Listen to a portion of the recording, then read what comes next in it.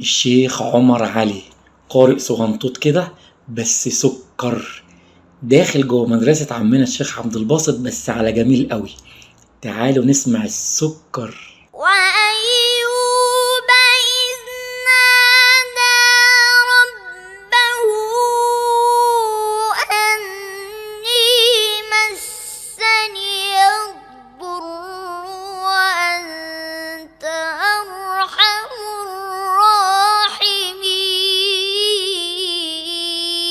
يا جميل. فاستجبنا له فكشفنا ما به من ضر وآتيناه أهله ومثلهم معهم